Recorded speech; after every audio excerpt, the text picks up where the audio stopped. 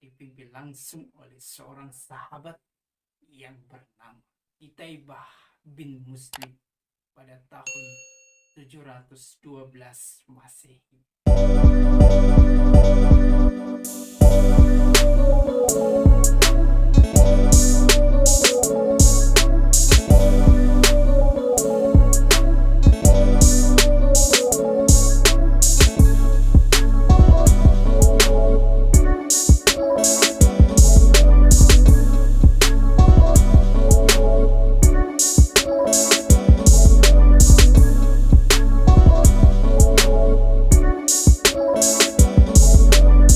Assalamualaikum warahmatullahi wabarakatuh. Welcome back to channel DR Gus IMP.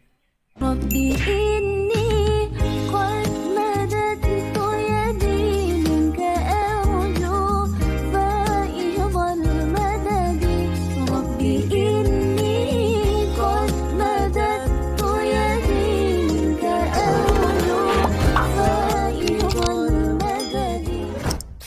Mahasiswa-mahasiswi yang dirahmati oleh Allah Subhanahu wa Ta'ala. Kuliah hari ini kita akan membahas tentang peradaban Islam di Asia Tengah. Itu saya akan kolaborasi dengan mahasiswa-mahasiswi untuk menyampaikan tugas kuliahnya. Itu tonton video ini sampai habis, jangan di-skip supaya mendapatkan informasi tentang sejarah peradaban Islam, tentang mata kuliah sejarah peradaban Islam khususnya di Asia Tengah. Langsung kita ke materi. Cek this.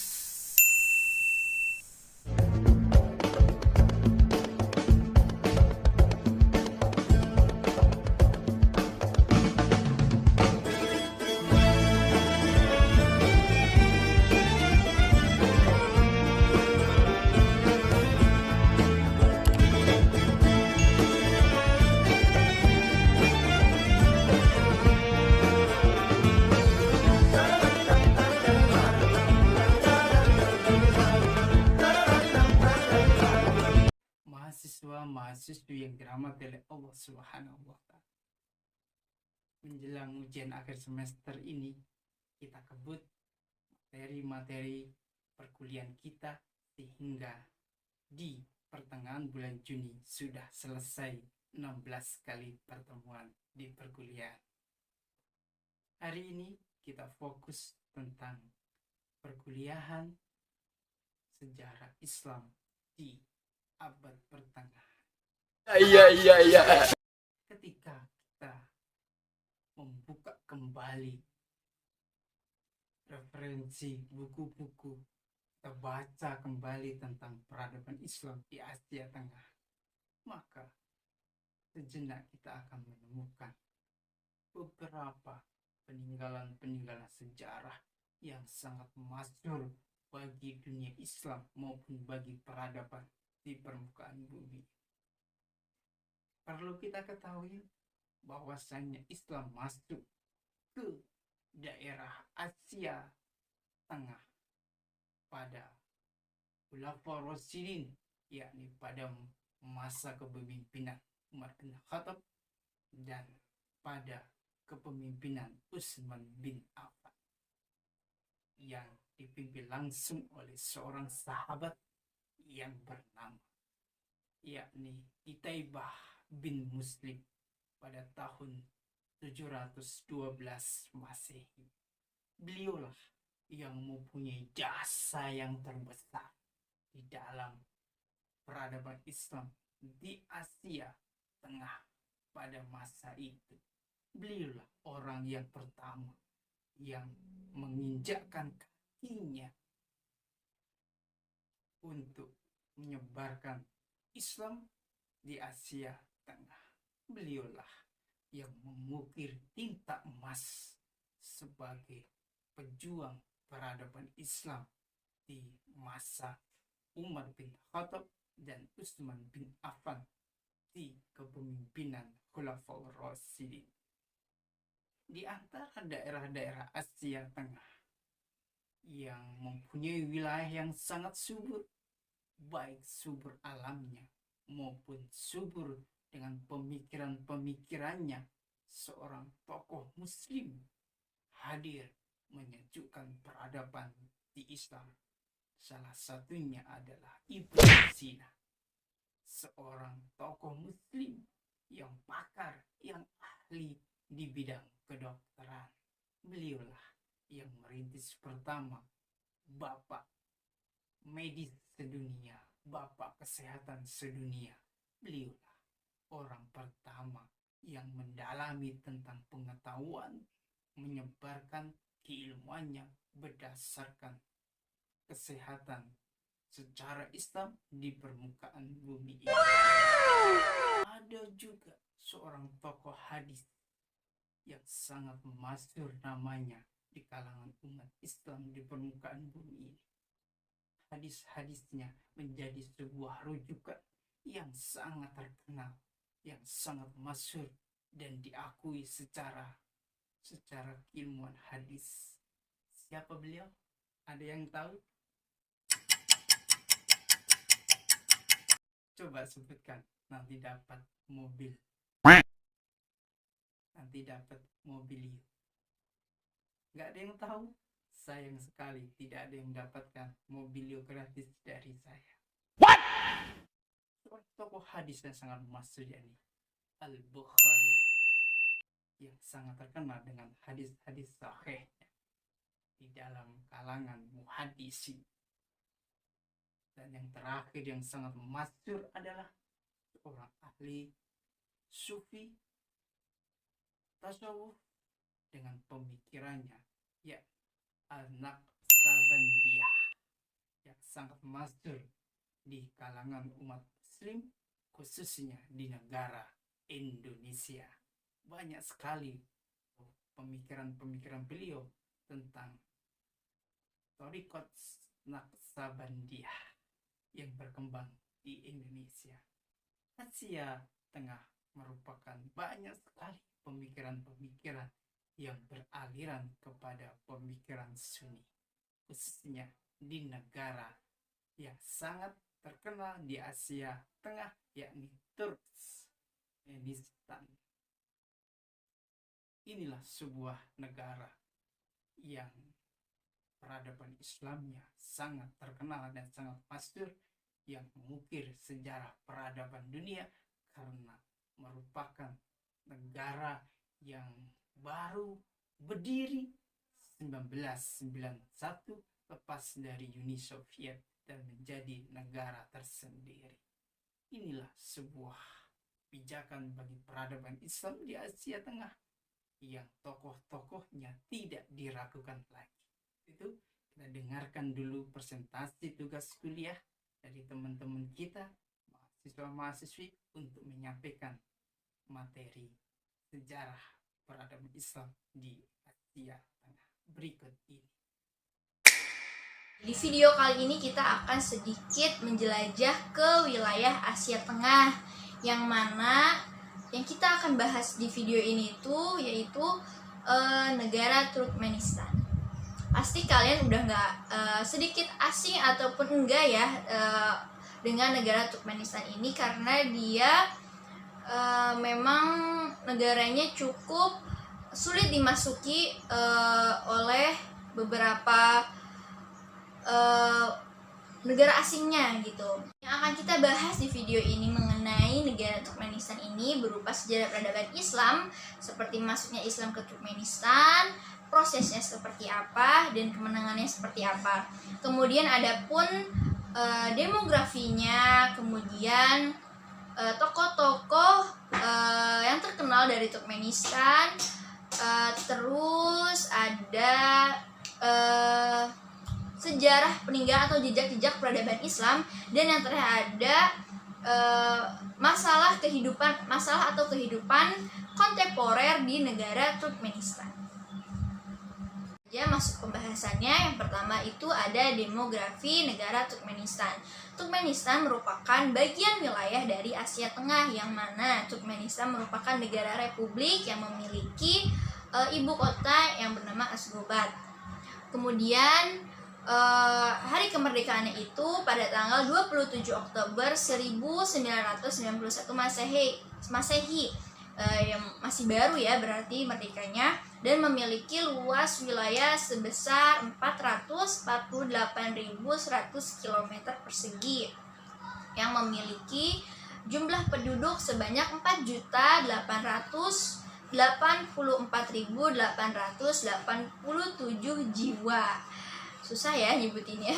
Kemudian agama yang dianut di negara Turkmenistan ini ada dari Islam Sunni yang mana sebanyak 89%, kemudian Kristen Ortodoks Timur sebanyak 9%, dan 2% sisanya ini dia. Dan selanjutnya ini ada penduduk Turkmenistan, sebagian besar itu merupakan etnis Turkmen dan diikuti oleh etnis minoritas lainnya seperti etnis dari Uzbekistan dan Rusia.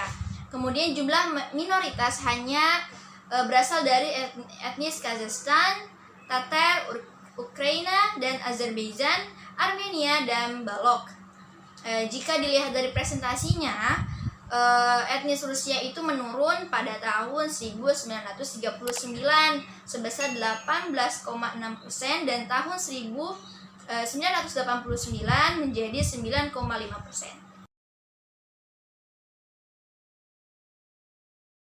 Sejarah masuknya Islam ke Turkmenistan, yaitu sebelum Islam masuk ke wilayah Asia Tengah, penduduk Asia Tengah ini beragama Buddha, Zoroaster, dan Nasrani tentunya ya. Kemudian dalam sejarah pun dijelaskan bahwa Islam itu mulai memasuki wilayah Asia Tengah ini saat tentara pembebasan Islam menuju Asia Tengah yang dipimpin oleh Qutaibah bin Muslim tahun 712 Masehi. Kemudian awal mulanya Islam masuk ke Asia Tengah ini di negara Azerbaijan pada masa Khalifah Umar bin Khattab dan Utsman bin Affan pada abad ke-1. Kemudian pada masa Khalifah Umar bin Khattab pun masih melakukan peluasan wilayah di Armenia dan Georgia pada tahun 638 sampai 644 Masehi. Dan terus meluas hingga Khuzaran yang saat ini terbagi menjadi Turkmenistan Soviet, Iran, Afghanistan di bawah tanggung jawab Al-Ahnaf. Selanjutnya ini ada bahwasannya Islam ini diperkenalkan di negara Turkmenistan pada masa Umar bin Khattab dan Utsman bin Affan, yang mana wilayah Turkmenistan ini cukup dikenal dalam sejarah karena banyaknya pasukan kerajaan kaisar yang dikirim ke wilayah-wilayah Turkmenistan untuk mendapatkan wilayah yang lebih makmur. Kemudian wilayah ini pun dikenal dengan wilayah Kekaisaran Persia karena sejarah Turkmenistan dimulai itu sejak Kaisar Akhemeniah atau dikenal dengan Kekaisaran Persia pertama yang berhasil menaklukkan Turkmenistan, sehingga akhirnya Turkmenistan ini dibagi menjadi 3 wilayah, yaitu ada Margia, Khwarezmia, cukup sulit ya menyebutkannya. Kemudian yang terakhir itu ada Patia. Kemudian Alexander Luhur mampu menaklukkan wilayah ini itu pada zaman abad ke-4 sebelum Masehi saat perjalanan menuju Asia Tengah, sampai akhirnya ia membangun jalur sutra sebagai jalur perdagangan utama yang menghubungkan Asia dan cekungan Mediterania. Beberapa tahun setelahnya berdirilah Kekaisaran Patia Asia. Setelah beberapa tahun setelahnya berdirilah Kekaisaran Patia Persia yang membangun ibu kota di Nisa yang tepatnya kurang lebih itu 18 km ke arah barat kekuatan Ashgabat. Nah, setelah itu runtuh tuh kekuasaan Patia dan wilayah ini kembali ditinggali oleh berbagai macam kekaisaran Iran. Adapun pada tahun 7 Masehi gitu ya, bangsa Arab itu mampu menaklukkan wilayah Turkmenistan dan kemudian memperkenalkan Islam dan kebudayaan di Timur Tengah. Adapun Turkmenistan ini mulai dikenal pada masa Khalifah Ma'mun ar-Rasyid yang mana beliau ini dari dinasti Abbasiyah yang memindahkan kerajaan Khorasan Raya ke Merv. Lalu pada tahun 11 Masehi, Kekaisaran Turki Saljuk pun menguasai wilayah Turkmenistan dalam rangka memperluas wilayah Khorasan. Nah, selanjutnya pada tahun ke-12 Masehi pun Kekaisaran Turki Saljuk dikalahkan oleh Genghis Khan yang berhasil merebut kekuasaan wilayah timur laut Kaspia. Nah, setelah itu bangsa Turkmenistan berada di bawah kekuasaan dari berbagai macam kekaisaran dan perang antar suku tuh pada tahun 12 Masehi. Kemudian ada lagi pada zaman 17 Masehi dan 9